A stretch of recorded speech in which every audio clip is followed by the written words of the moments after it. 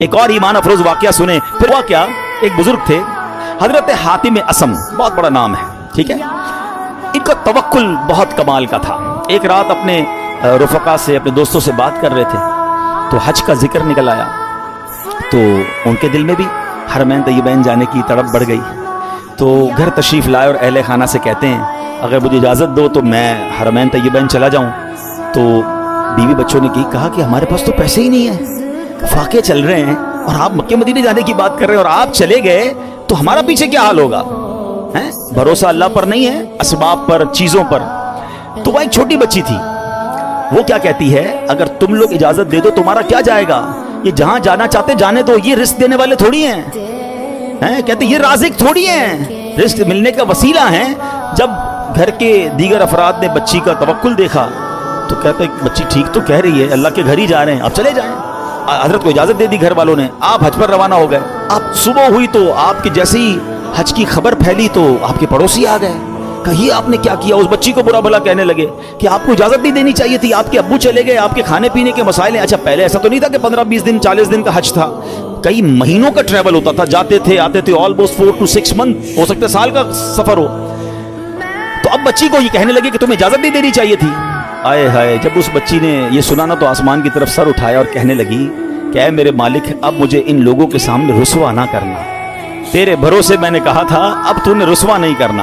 اچھا ہوا یہ کہ اس شہر کا جو حاکم تھا, جو سمجھ لیں بادشاہ تھا یا گورنر کہہ لیں, وہ شہر کے گشت پر نکلا اور ٹریول کرتے کرتے اسے پیاس لگی. تو اسی حضرت حاتم اسم کے گھر کے دروازے پر آ کر دروازہ بجایا جاتا ہے, کہا گورنر صاحب آئے ہیں, ذرا پانی پلا دیں, پیاس لگی ہے. ان کی زوجہ کہتی یا اللہ, ہم وہ لوگ ہیں جن کے اپنے کھانے پینے کے پرابلمز ہیں اور ہمارے دروازے پر شہر کا حاکم آ کر پانی مانگ رہا ہے. اے اللہ تیری قدرت.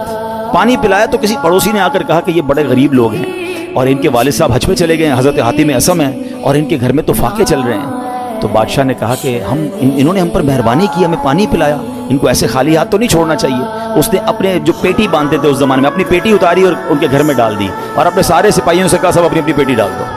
سب نے پیٹی کھولی اور ڈال دی. بعد میں وہ پیٹی کے بدلے پیسے آئے اور وہ مالدار ہو گئے, اتنے پیسے ہو گئے سبحان اللہ. اب کیا ہوا, جب یہ سب کچھ آ گیا تو اب وہ بچی زاروں کے تار رونے لگی. لوگ کہنے لگے اب تو مسئلہ حل ہو گیا, اللہ نے تمہارا بھروسہ تھا, اللہ نے اتنی مہربانی کی, اتنے پیسے گھر میں آ گئے. تو وہ بچی کے جملے سنیے گا, وہ کہتی ہے کہ میں تو اس لیے رو رہی ہوں کہ ہم نے کل رات بھوک کے عالم میں گزاری, جب مخلوق نے ہمارے حال پر نظر عنایت کی تو فقر و غربت سے ہمیں غنی کر دیا, فقر و فاقہ ختم, we are now rich.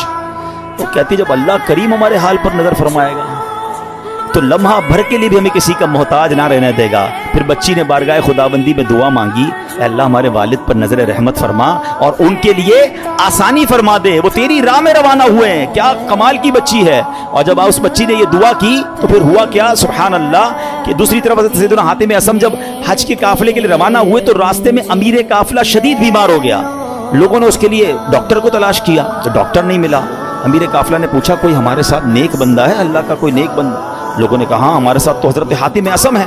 امیر کے پاس آپ گئے, امیر کے لیے دعا کی, اسی وقت اللہ پاک نے وہ تکلیف امیر کی دور کر دی. تو امیر نے حکم دیا کہ ان کے لیے کھانے پینے اور سواری کا انتظام کر دیا جائے. آپ رحمۃ اللہ تعالی علیہ اپنے بچوں کے لیے پریشان تھے جن کو پیچھے چھوڑ کر آئے ہیں. اسی حالت میں آپ کی آنکھ لگ گئی, خواب میں کسی نے کہا حاتم جو ہمارے ساتھ اپنا معاملہ درست کر لیتا ہے ہم بھی اس کے ساتھ اپنا معاملہ درست کر لیتے ہیں. آپ کو اہل و عیال کے ساتھ جو پیچھے مدد ہوئی نا وہ بھی خواب میں بتا دیا گیا. حج کے بعد جب واپس تشریف لائے تو بچی گلے لگ کر رونے لگی. اس موقع پر وہاں موجود بچوں نے بڑوں سے کہا اللہ پاک اس کی طرف نظر نہیں فرماتا جو عمر کے اعتبار سے بڑا ہو, بلکہ اس کی نظر رحمت تو اس کی طرف متوجہ ہوتی ہے جو اللہ کریم کی زیادہ پہچان رکھتا ہے, زیادہ معرفت رکھتا ہے. تو اے میرے پیارے اسلامی بھائیوں, یاد رکھیے اللہ پر بھروسہ ہو تو بگڑے کام سنور جاتے ہیں.